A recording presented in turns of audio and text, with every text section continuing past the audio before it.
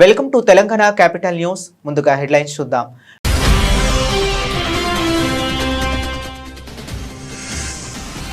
రొయ్యల కోసం భారత్, ఎలక్ట్రిక్ వాహనాల కోసం అమెరికా పట్టు. ఖరారైన భారత్ అమెరికా వాణిజ్య ఒప్పందం.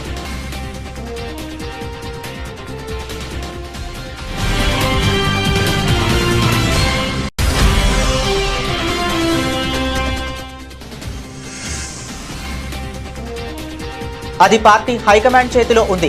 కర్ణాటకలో సీఎం మార్పుపై ఖర్గే స్పందన.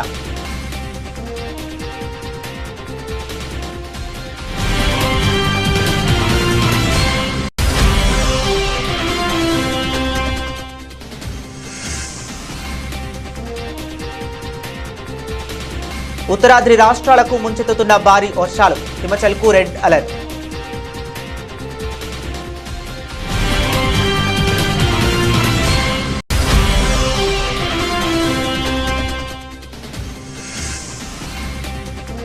పాశమైలారం ఘటనపై సీఎం రేవంత్ దిగ్భ్రాంతి.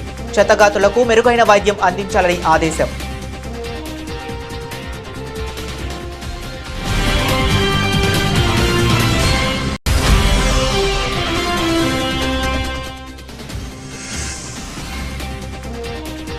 అమరావతిలో క్వాంటమ్ పార్క్, ఏపీని టెక్ హబ్ గా తీర్చిదిద్దుతామన్న సీఎం చంద్రబాబు.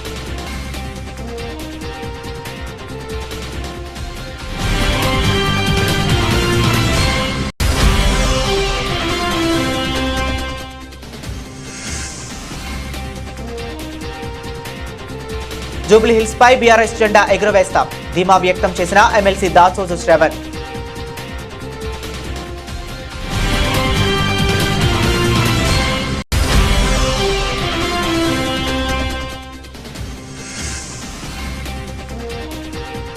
తిరుమలకు పోటెత్తిన భక్తులు.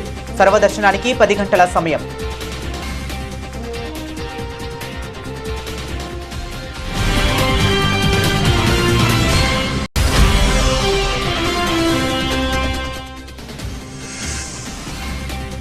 జవహర్ నగర్ లో ఇళ్ల కూల్చివేతలపై ఎంపీ ఈటెల రాజేందర్ ఆగ్రహం.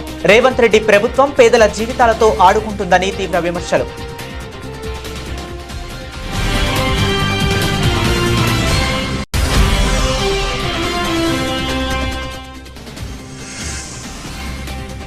ఆయుధాలు వదిలి నక్సలైట్లు సరెండర్ అవ్వాలి, లేదంటే అందరినీ అంతం చేస్తామంటూ హెచ్చరించిన కేంద్ర హోంమంత్రి అమిత్ షా.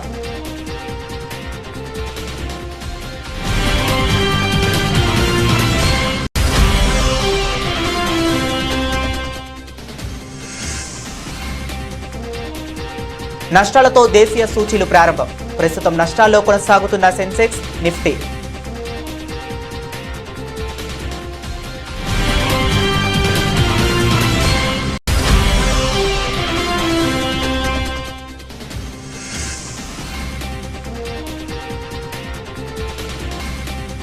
కన్నప్పపై పైరసీ పంజా, హార్ట్ బ్రేకింగ్ అంటూ మంచు విష్ణు ట్వీట్.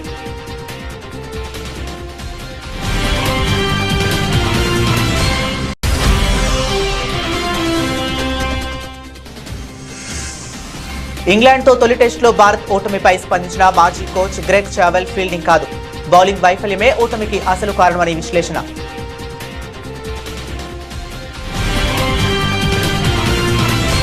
భారత్ అమెరికా మధ్య వాణిజ్య ప్రతిష్టంభనకు తెరపడింది. ఇరు దేశాల మధ్య తాత్కాలిక వాణిజ్య ఒప్పందం ఖరారైంది.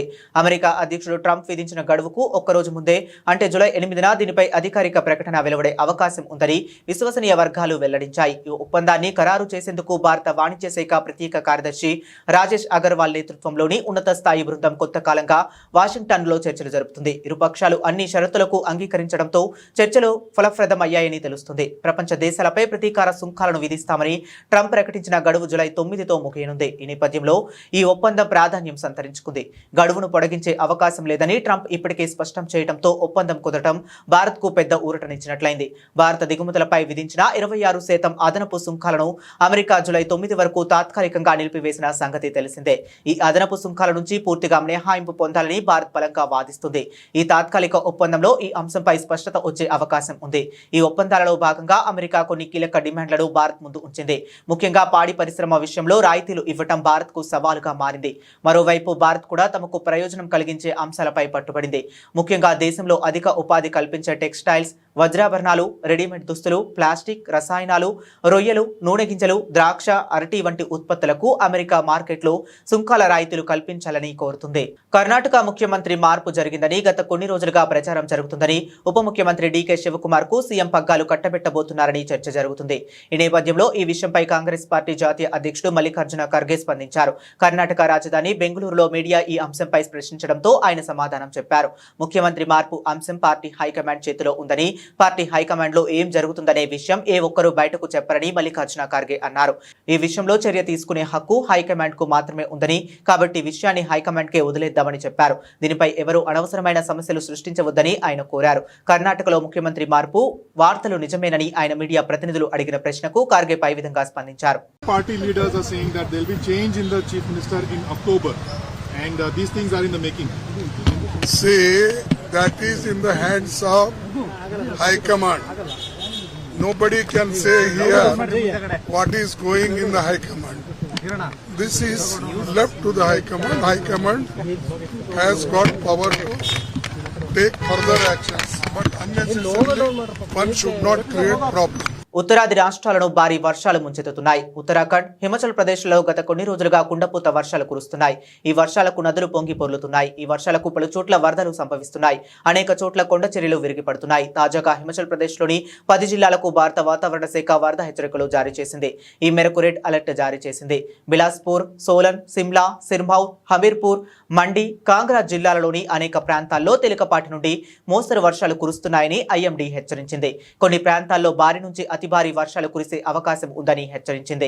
కులు, ఉనా, చంబా జిల్లాల్లోని కొన్ని ప్రాంతాల్లో తేలికపాటి నుంచి మోస్తరు వర్షాలు కురిసే అవకాశం ఉంది అని తెలిపింది. రాబోయే 3 నుండి 4 గంటల్లో కిన్నౌర్, లహూల్, స్మృతి జిల్లాల్లో కొన్ని ప్రాంతాల్లో తేలికపాటి వర్షాలు కురిసే అవకాశం ఉందని వాతావరణ శాఖ తెలిపింది. మరోవైపు గత 24 గంటల్లో రాష్ట్ర వ్యాప్తంగా విస్తృతంగా వర్షాలు కురుస్తాయని, కొన్ని ప్రాంతాల్లో అధిక వర్షపాతం నమోదైందని ఐఎండీ సిమ్లా కేంద్రంలోని సీనియర్ అధికారి సందీప్ కుమార్ శర్మ తెలిపారు. ఇక భారీ వర్షాల కారణంగా అనేక చోట్ల కొండ చర్యలు విరిగి పడుతున్నాయి. దీంతో అధికారులు ముందు జాగ్రత్త చర్యగా దాదాపు 129 రహదారులను మూసివేశారు. మండి, సిర్మౌర్ జిల్లాలో రోడ్లు తీవ్రంగా దెబ్బతిన్నాయి. సొలాన్లో ఓ వంతెన కొట్టుకుపోయింది. రెడ్ అలర్ట్ నేపథ్యంలో పలు జిల్లాల్లో పాఠశాలలకు అధికారులు నేడు సెలవు ప్రకటించారు. సంగారెడ్డి జిల్లాలో తీవ్ర విషాదం చోటు చేసుకుంది. పాషమైలారం పారిశ్రామిక వాడలో సిగాచి రసాయన పరిశ్రమలో సోమవారం ఘోర ప్రమాదం జరిగింది. పరిశ్రమలోని రియాక్టర్ ఒక్కసారిగా భారీ శబ్దంతో పేలిపోవడంతో 8 మంది కార్మికులు ప్రాణాలు కోల్పోయారు. ఈ ఘటనపై సీఎం రేవంత్ రెడ్డి తీవ్ర దిగ్భ్రాంతి వ్యక్తం చేశారు. వివరాల్లోకి వెళితే పాసమైసారం సిగాచి పరిశ్రమలో రియాక్టర్ పేలడంతో పెద్ద ఎత్తున మంటలు ఎగిసిపడ్డాయి. పేలుడు తీవ్రత ఎంత భారీగా ఉందంటే ప్రమాద సమయంలో పనిచేస్తున్న కార్మికులు సుమారు 100 మీటర్ల దూరం ఎగిరిపడ్డారు. ఈ పెను విపస్ఫోటనానికి ఉత్పత్తి విభాగం ఉన్న భవనం పూర్తిగా కుప్పకూలిపోయింది. సమీపంలోని మరో భవనానికి కూడా బీటలు వారాయి. ప్రమాదం జరిగిన వెంటనే ఆ ప్రాంతమంతా దట్టమైన పొగ అలుముకొని భయానక వాతావరణం నెలకొంది. పాషమైలారం పేలుడు ఘటనపై సీఎం రేవంత్ రెడ్డి తీవ్ర విచారం వ్యక్తం చేశారు.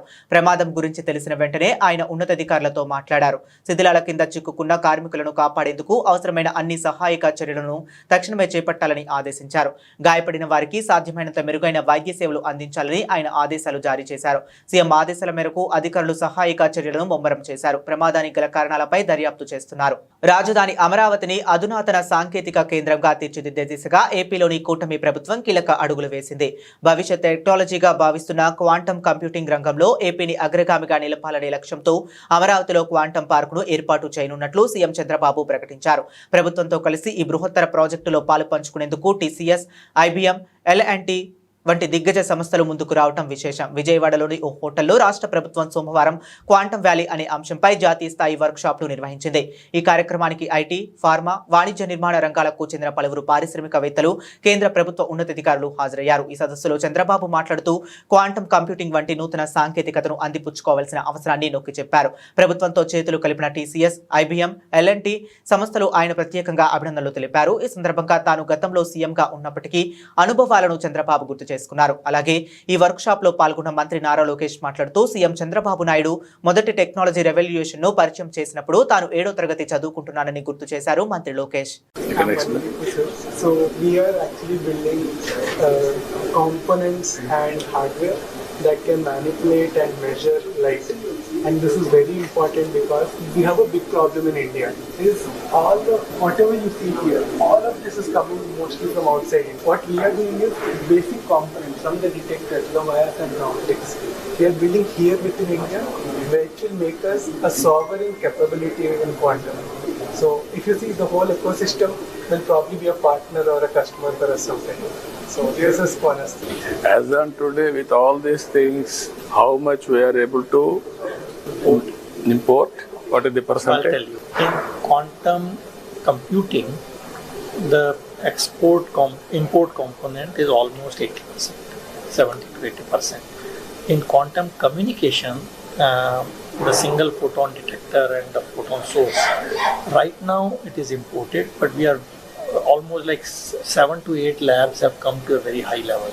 So now we need a manufacturing capability. Once that is done, it's Quantum like computing 95% we will be using. But in computing, it will take a little bit more time, because in quantum computing, people are still not convinced that the cryogenic is the right way to go. Like this, what you saw, millikelvin. Because people are working on photonic qubits now.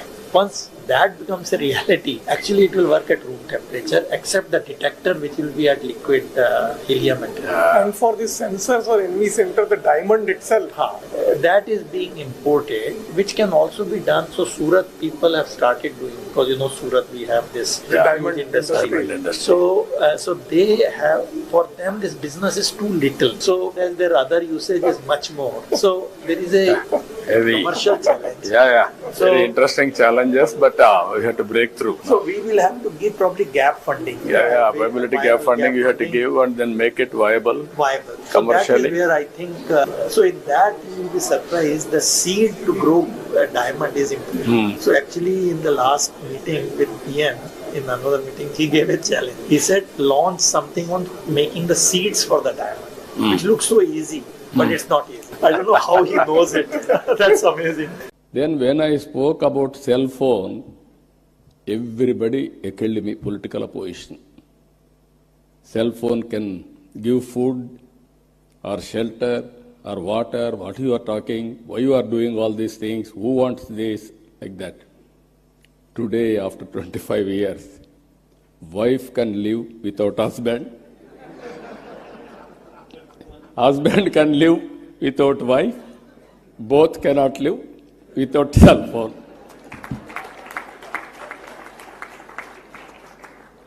Let Amravati become to Quantum Valley what Silicon Valley became to software, a global symbol of innovation, excellence, and aspiration. To be very honest, when the Honorable Chief Minister spoke about this initiative, 99% of the people in the room didn't understand what he was talking. We were all perplexed, puzzled. I'm a Carnegie Mellon undergrad. I worked at the World Bank for 2 years. I'm a Stanford MBA. Even I was quite perplexed and puzzled. So all of us went to ChatGPT and started our research, like all of us do here. You know, it's very rare we come across visionary leadership. India is lucky to see the next version of Mr. Naidu, and we're really witnessing history here. When history is created, we really don't understand its impact and the transformation it will have on all of us. And I think we are very fortunate to have a leader like Mr. Naidu to lead from the front. And as the entire leadership in the cabinet, the bureaucracy, we are here to support his vision and make this a reality and to bring Amravati on the map of quantum computing. So let Amravati let us together script India's next technological chapter, quantum by design and quantum by resolve. I'd like to thank every one of you for giving me this wonderful opportunity. And I'd like to thank the Honorable Chief Minister for making me part of his journey of creating history. Honestly, I don't know who the IT Minister was in 95. I should check back and jog my memory. But honestly, being an IT Minister in his cabinet this time around, I think the kind of energy, excitement that he's been able to create. And I'd like to thank the entire national leadership here for their support in this journey. Thank you very much and Jai Hind. ఉప ఎన్నికల్లో జూబ్లీహిల్స్ నియోజకవర్గంపై గులాబీ జెండా ఎగరవేస్తామని MLC Dasoju Shravan అన్నారు. Vengalapur Nagar division Siddharth Nagar community హాల్లో స్థానిక corporator దౌదీప్య అధ్యక్షతన ఆదివారం రాత్రి దివంగత నేత మాగంటి గోపీనాథ్ సంతాప సభ జరిగింది. మాగంటి కుమారుడు వత్సల్యనాథ్, కుమార్తెలు అక్షరానాగ, దిశిరా, బీఆర్ఎస్ ఎమ్మెల్యేలు దాసోజు శ్రవణ్, మాజీ ఎమ్మెల్యే విష్ణువర్ధన్ రెడ్డి, రావుల శ్రీధర్ రెడ్డి, సోహైల్ బాయ్, మాగంటి సోదరుడు మాగంటి వజ్రనాథ్ తదితరులు నివాళులు అర్పించారు. జూబ్లీహిల్స్ నియోజకవర్గంలో 100 కోట్ల రూపాయలతో ఎన్నో అభివృద్ధి పనులను గోపీనాథ్ చేపట్టారని ఎమ్మెల్సీ దాసోజు శ్రవణ్ అన్నారు. థీమ్ పార్కుకు, కమ్యూనిటీ హాల్కు మాగంటి గోపీనాథ్ పేరు పెట్టాలని స్థానికులు కోరుతున్నారని జేహెచ్ఎంసీ జనరల్ బాడీ సమావేశంలో లేవనెత్తాలని ఆయన కార్పొరేటర్కు సూచించారు. ఎన్టీఆర్ తర్వాత కేసీఆర్ మించిన నాయకుడు ఎవరూ లేరని తన భర్త దివంగత నేత జూబ్లీహిల్స్ ఎమ్మెల్యే మాగంటి గోపీనాథ్ ఎప్పుడూ చెప్పేవారని ఆయన సతీమణి మాగంటి సునీత గోపీనాథ్ అన్నారు. ఈ కార్యక్రమంలో దినేష్ చౌదరి, వైరవి, వేణుగోపాల్, పవన్ ముదిరాజ్, కాలనీ అధ్యక్షులు విజయ్ కుమార్, కోడే సాంబశివరావు, బీఆర్ఎస్ నాయకులు పాల్గొన్నారు. తిరుమలలో భక్తుల రద్దీ పెరిగింది. వివిధ ప్రాంతాల నుంచి వచ్చిన భక్తులతో 10 కంపార్ట్మెంట్లు నిండిపోయాయి. టోకెన్ల గల భక్తులకు 10 గంటల్లో సర్వదర్శనం కలుగుతుందని టీటీడీ అధికారులు వెల్లడించారు. నిన్న స్వామివారికి 88,497 మంది భక్తులు స్వామివారిని దర్శించుకోగా 19,054 మంది తలనీలాలు సమర్పించుకున్నారు. భక్తులు సమర్పించుకున్న కానుకల వల్ల శ్రీవారి హుండీకి 4.34 కోట్ల ఆదాయం వచ్చిందని తెలిపారు. చెన్నైకు చెందిన TVS capital funds private limited సంస్థ టీటీడీ వెంకటేశ్వర విద్యాదాన ట్రస్ట్ కు 51 లక్షల విరాళం అందించింది. ఈ విరాళం చెక్కును సంస్థ chairman, managing director Gopala Srinivasan తిరుమలలోని టీటీడీ అదనపు ఈవో సిహెచ్ వెంకయ్య చౌదరికి ఆయన క్యాంపు కార్యాలయంలో అందజేశారు. నగరంలో హైడ్రా పేరుతో ప్రభుత్వం చేపడుతున్న ఇళ్ల కూల్చివేతలు తీవ్ర రాజకీయ దుమారం రేపుతున్నాయి. ఈ కూల్చివేతలపై మల్కాజ్గిరి ఎంపీ, బీజేపీ నేత ఈటెల రాజేందర్ ఈ రోజు రేవంత్ రెడ్డి ప్రభుత్వంపై తీవ్ర స్థాయిలో విరుచుకుపడ్డారు. జవహర్ నగర్ లో పర్యటించిన ఆయన పేద ప్రజల ఇళ్లను కూల్చివేయడంపై తీవ్ర ఆగ్రహం వ్యక్తం చేశారు. ప్రభుత్వ తీరును నిరసిస్తూ ఘాటైన వ్యాఖ్యలు చేశారు. జవహర్ నగర్ లో బాధితులతో మాట్లాడిన అనంతరం ఈటెల మీడియాతో మాట్లాడుతూ 30-60 గజాల స్థలంలో ఇల్లు కట్టుకునేవాడు ధనవంతుడా లేక నిరుపేదవాడా ప్రభుత్వానికి కనిపించడం లేదా అని ప్రశ్నించారు. చిన్న స్థలాల్లో గూడు కట్టుకుంటున్న వారిపై మీ ప్రతాపం చూపించడం సిగ్గుచేటు. మూర్ఖులారా, మీకు కళ్ళు కనబడటం లేదా అంటూ ప్రభుత్వంపై మండిపడ్డారు. పేదల బ్రతుకుల్లో మట్టి కొట్టడం ద్వారా ప్రభుత్వానికి ఏం లభిస్తుందని ఆయన నిలదీశారు. ఈ సందర్భంగా కాంగ్రెస్ నేతలపై ఈటెల సంచలన ఆరోపణలు చేశారు. బంజారా హిల్స్ వంటి ఖరీదైన ప్రాంతాల్లో ఎకరాకు 50 కోట్ల నుండి 100 కోట్ల విలువ చేసే భూములను కాంగ్రెస్ నాయకులు కబ్జా చేశారని ఆయన ఆరోపించారు. ఆ అక్రమ కట్టడాలను, కబ్జాలను క్రమబద్ధీకరించేందుకు జీవో నెంబర్ 58, 59 తీసుకొచ్చారని ఆయన ధ్వజమెత్తారు. ఒకవైపు బడా నేతల కబ్జాలను కాపాడుతూ మరోవైపు పూరి గుడిసెలను కూల్చడం ఎంతవరకు సమంజసమని ప్రశ్నించారు. నేను అడుగుతా ఉన్నా, 30 గజాలలో 60 గజాలలో ఇల్లు కట్టుకుంటోడు ఉన్నోడా లేనోడా? మూర్ఖుల్లారా, కనబడతలే అని చెప్పి అడుగుతున్నా. ఇంత మా ప్రభాకర్ ఒక మాట చెప్పిండు, బంజారా హిల్స్లో ఒక్కొక్క ఎకరం 50 కోట్లు, 60 కోట్లు, 100 కోట్లు గా భూములని నీ పార్టీ నాయకులు, డబ్బున్నోళ్ళు, కలిగినోళ్ళు, ఇవాళ అధికారంలో ఉన్నోళ్ళు ఆక్రమించుకుంటే దాన్ని రెగ్యులరైజ్ చేయడానికి ఇంతకుముందు చెప్పినట్టుగా జీవో నెంబర్ 58, జీవో నెంబర్ 59లో వన్ ల్యాండ్ 6 ఎకరాలు ఉంటుంది. కానీ 20 మంది పేరిట, 30 మంది పేరిట చిన్న చిన్న బిట్లుగా చేసి వారికి రిజిస్ట్రేషన్ చేసావు కదా కొడుక. ఇవాళ ఈ 30 గజాలని 60 గజాలని ఇల్లు కొలగొట్టి వాళ్ళ బతుకులలో మట్టి కొడితే నీకు ఏమాత్రం న్యాయం అవుతుందా నా కొడుక? వాళ్ళ కన్నీళ్ళు, వాళ్ళ ఉసురు తగలదారా నా కొడుక అని చెప్పి అడుగుతా ఉన్నాయి. నక్సలైట్లు తక్షణమే హింసను వీడి లొంగిపోవాలని, జనజీవన స్రవంతిలో రావాలని కేంద్ర హోంశాఖ మంత్రి అమిత్ షా పిలుపునిచ్చారు. ఆదివాసీలు, ఇతర వర్గాలపై నక్సల్స్ హత్యాకాండకు పాల్పడుతున్నారని, ఆయుధాలు వదిలేసేంత వరకు వారితో చర్చలు ఉండబోవని స్పష్టం చేశారు. లొంగిపోతే పునరావాసం కల్పిస్తామన్నారు. దేశవ్యాప్తంగా ఇప్పటి వరకు 10,000 మంది నక్సలైట్లు లొంగిపోయారని వెల్లడించారు. 2026 మార్చిలోపు దేశంలో నక్సలిజం లేకుండా చేస్తామని ప్రకటించారు. నక్సలైట్లకు మద్దతుగా మాట్లాడేవారు బాధిత కుటుంబాల పరిస్థితిని తెలుసుకోవాలని హితవు పలికారు. గిరిజన బిడ్డలను, పోలీసులను చంపినప్పుడు వారి తరపున ఎవరూ మాట్లాడలేదని, కానీ ఇప్పుడు చర్చల కోసం చాలా మంది పిలుపునిస్తున్నారని దుయ్యబట్టారు. సీఎం రేవంత్ రెడ్డి తెలంగాణను నక్సలైట్ల అడ్డాగా మార్చవద్దని సూచించారు. ఆపరేషన్ సింధూర్తో పాకిస్తాన్కు గట్టిగా బుద్ధి చెప్తామని అమిత్ షా తెలిపారు. అయితే పాకిస్తాన్ మాట రాహుల్ గాంధీ నోట వినిపిస్తుందని విమర్శించారు. मुझे बताओ निजामाबाद वालों, ये नक्सलवादियों को समाप्त करना चाहिए या नहीं करना चाहिए? जोर से बोलो, करना चाहिए या नहीं करना चाहिए? ये तेलंगाना कांग्रेस पार्टी के अध्यक्ष कहते हैं कि इनको शरण में लाओ। कौन ना बोल रहा है भाई? जिसको सरेंडर करना है करे। मैं इस मंच पर से कहता हूं, सारे लोग हथियार छोड़ दो और सरेंडर करो, मगर सरेंडर नहीं करेंगे तो हमने तय किया है 31 मार्च 2026 के पहले इस देश से नक्सलवाद को हम समाप्त कर देंगे, समाप्त। వరుసగా 3 రోజుల లాభాలు ఆర్జించిన దేశీయ స్టాక్ మార్కెట్లు ఈ వారాన్ని నష్టాలతో ప్రారంభించాయి. దేశీయ సూచీలు 9 నెలల గరిష్టానికి చేరడంతో పలుమార్లు లాభాల స్వీకరణకు దిగారు. మొదట ఫ్లాట్ గా మొదలైన సూచీలు ఆ తర్వాత నష్టాల బాట పట్టాయి. ఆసియా, పసిఫిక్ ప్రధాన మార్కెట్లు అన్ని సానుకూలంగానే కదలాడుతున్నాయి. దేశీయ సూచీల నష్టాలకు లాభాల స్వీకరణ మాత్రమే కారణంగా కనిపిస్తుంది. దీంతో ప్రస్తుతం సెన్సెక్స్, నిఫ్టీ నష్టాల్లో కొనసాగుతున్నాయి. గత శుక్రవారం ముగింపు 84,058తో పోల్చుకుంటే సోమవారం ఉదయం ఫ్లాట్ గా మొదలైన సెన్సెక్స్ ఆ తర్వాత వెంటనే నష్టాల్లోకి కూరుకుపోయింది. టెలికాం రంగాలు ప్రధానంగా నష్టాల్లో కొనసాగుతున్నాయి. ప్రస్తుతం ఉదయం 10 గంటల సమయంలో సెన్సెక్స్ 221 పాయింట్ల నష్టంతో 83,837 వద్ద కొనసాగుతుంది. మరోవైపు నిఫ్టీ కూడా సెన్సెక్స్ బాటలోనే సాగుతుంది. ప్రస్తుతానికి 58 పాయింట్ల లాభంతో 25,578 వద్ద కొనసాగుతుంది.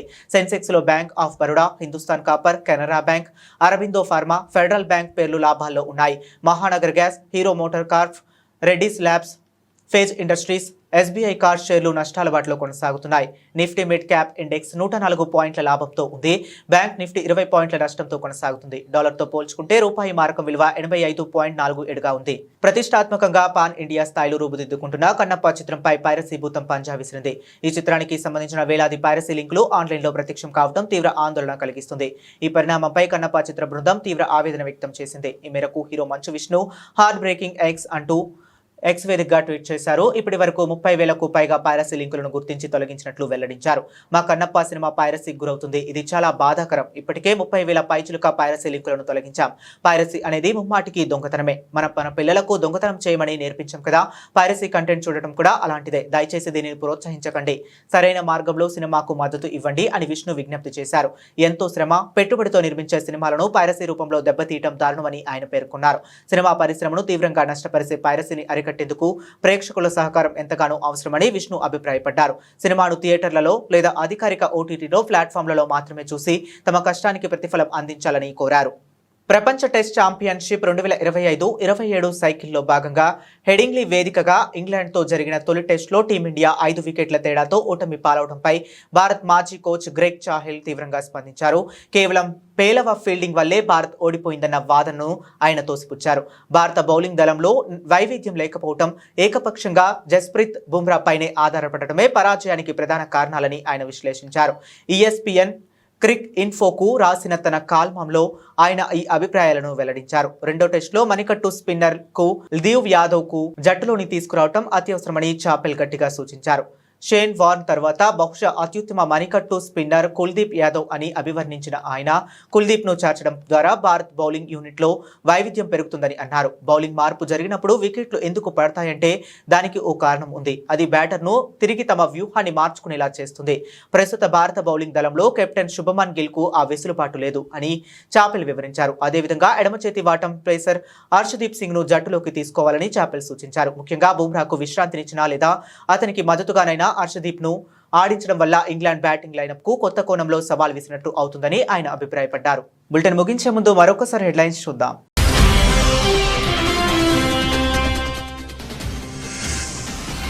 రొయ్యల కోసం భారత్, ఎలక్ట్రిక్ వాహనాల కోసం అమెరికా పట్టు. ఖరారైన భారత్ అమెరికా వాణిజ్య ఒప్పందం.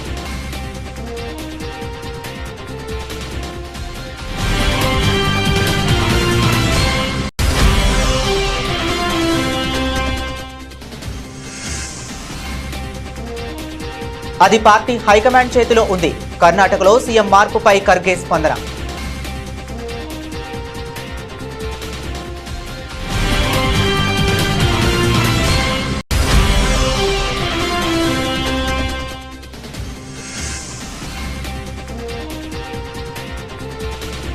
ఉత్తరాద్రి రాష్ట్రాలకు ముంచెత్తుతున్న భారీ వర్షాలు. హిమాచల్కు రెడ్ అలర్ట్.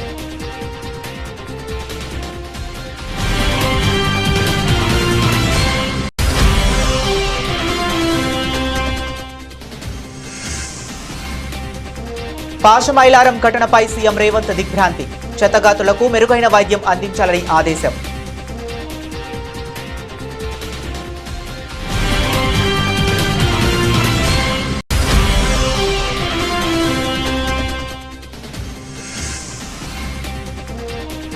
అమరావతిలో క్వాంటమ్ పార్క్ ఏపీని టెక్ హబ్ గా తీర్చిదిద్దుతామన్న సీఎం చంద్రబాబు.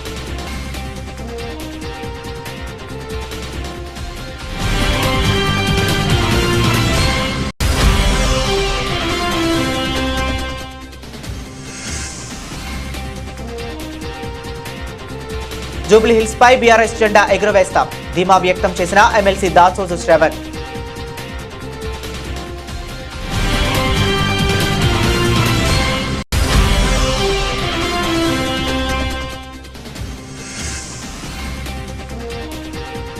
తిరుమలకు పోటెత్తిన భక్తులు సర్వదర్శనానికి 10 గంటల సమయం.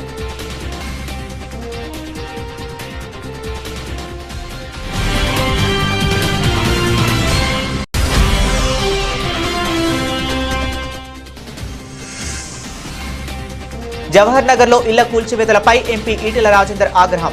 రేవంత్ రెడ్డి ప్రభుత్వం పేదల జీవితాలతో ఆడుకుంటుందని తీవ్ర విమర్శలు.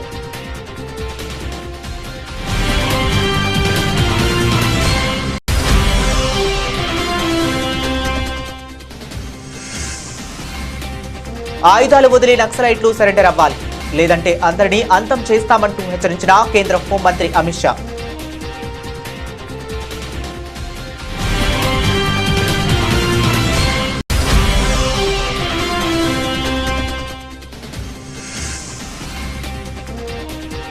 నష్టాలతో దేశీయ సూచీలు ప్రారంభం. ప్రస్తుతం నష్టాల్లో కొనసాగుతున్న సెన్సెక్స్, నిఫ్టీ.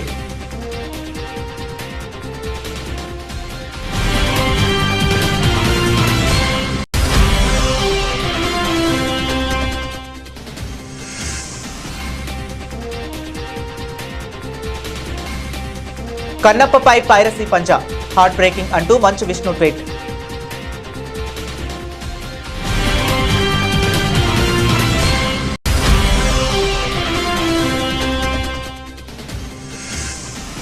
ఇంగ్లాండ్తో తొలి టెస్టులో భారత్ ఓటమిపై స్పందించిన మాజీ కోచ్ గ్రెగ్ చావెల్ ఫీల్డింగ్ కాదు బౌలింగ్ వైఫల్యమే ఓటమికి అసలు కారణమని విశ్లేషణ.